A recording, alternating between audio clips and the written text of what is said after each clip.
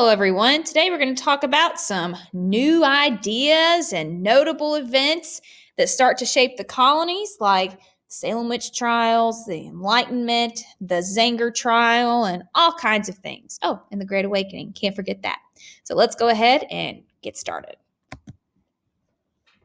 So, in 1691, the king issues actually a new charter. So, here's some more funding for the Massachusetts colony.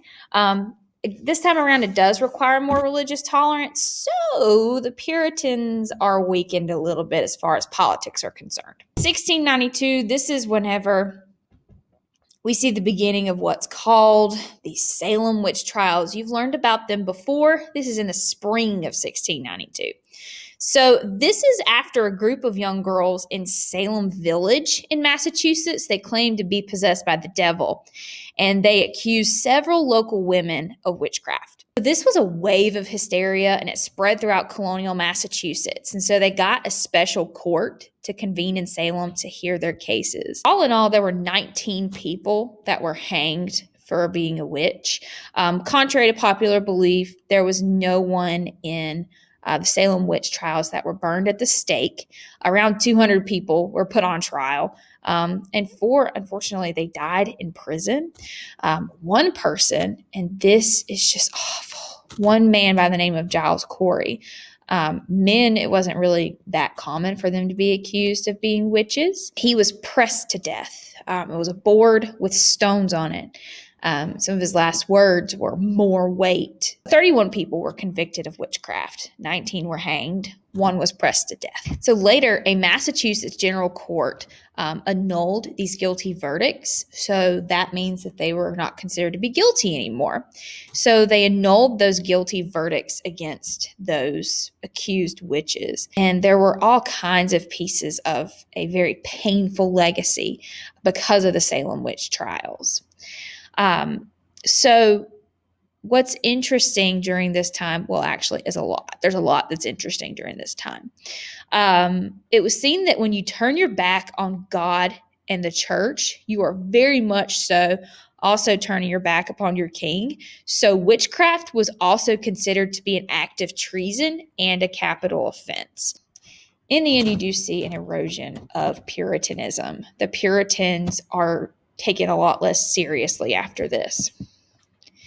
So where this all came from, way back during this time, in 1496, there was a guidebook that was published on finding witches. It was called the Malleus Maleficarum, or the Hammer of the Witches. And it gave a definition of witchcraft, how to investigate, try, and judge those cases. So there are different tests that they would put them through. The most popular one, and the one you've probably heard of, is swimming the witch. And the theory was that water being pure would reject all evil. And the belief was that a witch would float and an innocent person would sink. It's pretty counterintuitive completely, but the test always provided a victim. There was also the prayer test, and this came from medieval times. Medieval wisdom held that witches were incapable of speaking the scripture from the Bible aloud. So accused witches were made to recite different selections from the Bible. Usually it was the Lord's Prayer. And so they had to do this without making any mistakes or leaving anything out. Unfortunately, a lot of these people, maybe they were just not informed, or they may have been nervous, may have messed up. But that was one of the tests. And if they messed up, any errors were viewed as proof that the speaker was in cahoots with the devil. And they saw women to be morally weaker than women. And so they saw women to be more susceptible to temptations and to sin in general. Did she have a cat? He or she, but mostly she, because mostly women were accused. After a witch has kind of signed away their soul, the devil typically gives her a small spirit that's familiar to her, and the creature of whether it's a cat or whatever animal, it can shapeshift I know this is where it kind of gets a little like, what? It can be sent out to do her bidding, whatever she needs. Typically, they would also accuse women that were middle-aged or older. And then if there were any women that were prone to inappropriate anger, they thought that women should be able to keep it together no matter what, as far as anger and just any kind of behavior is concerned. They would also look in to see if they stopped going to church or if they had a wart, because there was this devil's mark that was supposedly placed on witches. All of these things were seriously considered when looking for signs for a witch. So just make sure that you know that these were all. You don't have to know all of the signs or the tests. That's just really, to me, very interesting information. Just make sure that you know the Salem witch trials. This was a time of mass hysteria or mass panic, and that it made the Puritans look bad. So this is actually a memorial for Giles Corey. And then this is a pamphlet about the trials by Cotton Mather. Okay, now we have the Zenger trial. This was the trial for John Peter Zenger. He was a German immigrant, and he printed a publication. It was called the New York Weekly Journal. He accused the government of rigging elections and allowing the French to explore New York Harbor. And it also accused him of other crimes as well, and basically labeled him as an idiot. And although Zenger just he just like printed the articles, he was hauled off to jail. The authors were anonymous, and Zenger refused to name them. Libel back then used to mean saying things about the government. Now it means that you publish a false statement that's damaging to a person's reputation, or basically a written defamation. So unfortunately, the judge and the jury were in Cosby's pocket. He paid them. But after he was jailed, Zenger's wife, she kept the presses running. He had hired the best lawyer in the colonies and challenged the prosecution to prove that the accusations were untrue. So the judge ordered the jury to convict Zenger if they believed that he printed the stories. But the jury returned in less than 10 minutes with a not guilty verdict. And so later on, they did find him innocent because they found out what he printed was true. At that time, they found that out. And this does establish freedom of the press within the colonies. That's the main takeaway. Okay, so during this time, you see the growth of major cities. And with the growth of major cities like New York, Boston, Philadelphia, Baltimore, you see other issues that come along with that, like fire. Make sure they have enough equipment to handle things like major fires in these larger cities. Sanitation issues. Whenever you have a lot of people moving to these cities, you got to be able to keep it clean with the spread of disease and such. And then you see the founding of a lot of American universities. Harvard, Yale, and Princeton, those were started to train Puritan ministers. But then eventually there are some changes during the time, and the curriculum kind of modifies to that. Okay, so you have some new ideas, and we're going to start with the Enlightenment. The Enlightenment is something that you should have talked about in world history. This started in the 1600s, and then it ends in the late 1800s. This was known as the Age of Reason. So this was a time where there was a lot of questioning of traditional authority, and they embraced the notion that humanity could be improved through rational change that is thought through and that makes sense. It included different thinkers like pictured John Locke, which we'll talk about, Sir Francis Bacon, Thomas Hobbes, Rene Descartes, and other key natural philosophers from the scientific revolution like Galileo and Kepler. So throughout the Enlightenment, there are different books, inventions, essays, discoveries, wars, and revolutions that come to fruition because of the Enlightenment. So first you have John Locke, and he is the key Enlightenment thinker. So he's an English philosopher and a political theorist. He laid a lot of the groundwork for the Enlightenment, and he did make central contributions to it. And he was trained in medicine, and along with that, he was an advocate for the approaches of the scientific revolution. It goes hand in hand. So he was most famous for his political theory of government by the consent of the governed. These should be things that you remember from civics and economics, as a mean to protect the three natural rights of life, liberty, and what he said, property. Later on, this is changed, and we will talk about that. So his political theories were so radical at the time, he didn't put his name on certain writings because he was kind of concerned to attach his name to it because it was so daring. One idea was, and this is taken straight from Locke, whenever the Declaration of Independence is written and whenever the new government in the United States is formed. But one idea is that when the king loses the consent of the governed, a society may remove him. His three rights, it goes from life, liberty, and property. These are the three natural rights that are given. This comes from Locke. And eventually it is changed to life, liberty, and the pursuit of happiness, with the Declaration of Independence. So that's always pretty cool. And so Locke's social contract theory, the social contract comes from a writing, and it takes on many different forms. But his part of the theory is the basis of modern democracy, says that the government only has power because the people give it power, and the government has a job to do, and it's to protect the rights of the people. Okay, so Benjamin Franklin. Oh man.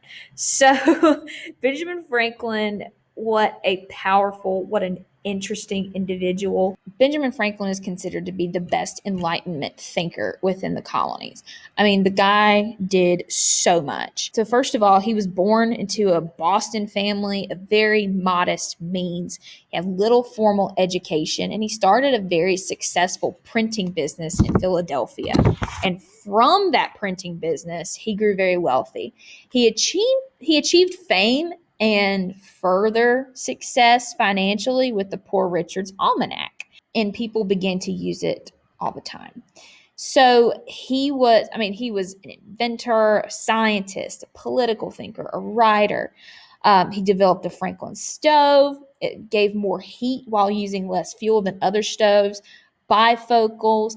He was also deeply active in public affairs in his adopted city, where he helped launch a lending library, a hospital, a college. During the Revolution, he was in the Second Continental Congress, which we will get to that later on. He helped draft the Declaration of Independence later in 1776. We'll get to this stuff.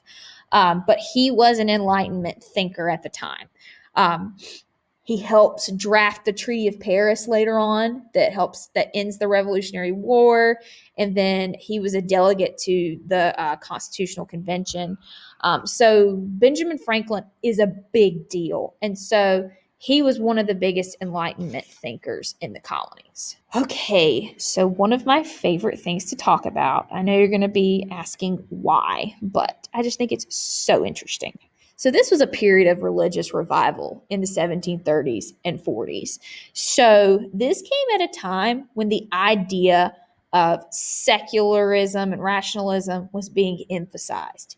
And unfortunately, for the people of this time that were religious, that passion and that zeal for religion had grown stale. So people were not focusing on religion as much as they had formerly. Christians were feeling kind of complacent, and this isn't everyone. This was just kind of an overall, I guess you could say, analysis made by some. They were feeling complacent with their methods of worship. Some of them were feeling kind of disillusioned. Maybe they felt that wealth and rationalism were dominating culture, that people weren't focusing on religion as much, and they were craving a return to religious piety. So in this, you had new denominations that were going to form, so new churches. And the main thing I want you to gather from this is that, well, from this first part, is that the Enlightenment appealed to intellectuals. The Great Awakening appeals to common people, people that were looking for a purpose, that were looking to maybe escape from everyday life. People like slaves. We'll talk about that in a minute.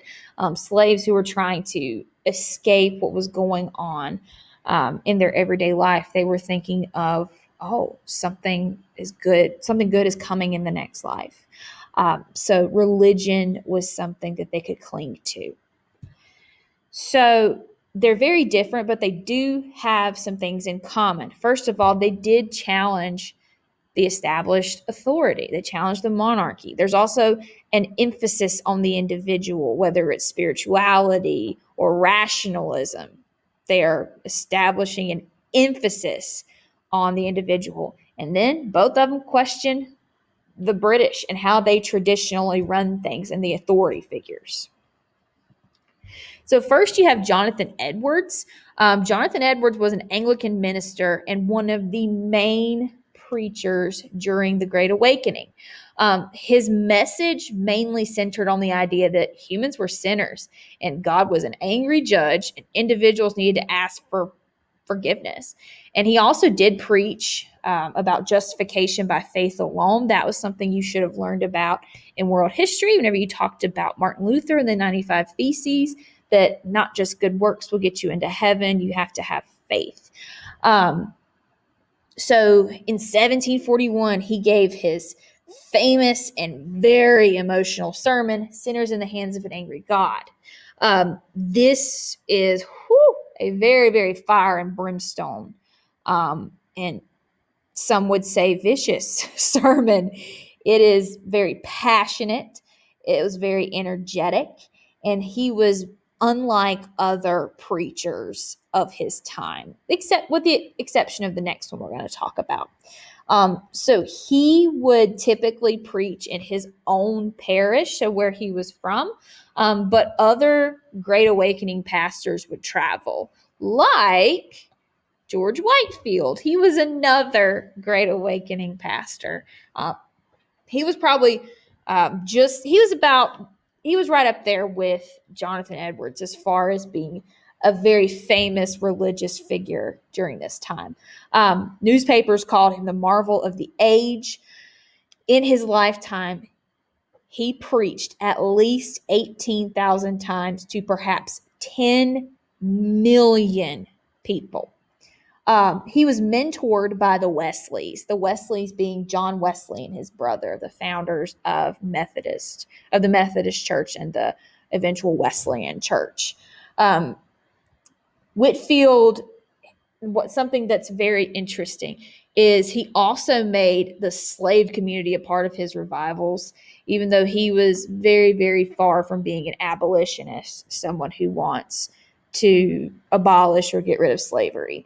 So even though he did seek out the audience of slaves, because again, they had a reason to want to look forward to the next life because of the atrocities being committed towards them in the current life.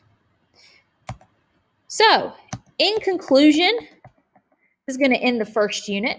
The colonies are doing great. Keep in mind that salutary neglect, that neglecting of the colonies, they are kind of doing their own self-governing at the time. This is going on. The population is growing. The Enlightenment and Great Awakening are changing the way people are thinking about things, whether it's government or religion. It is changing the way that different groups think about things. And there are going to be some major changes coming in the next unit. So I hope you have a good rest of your day.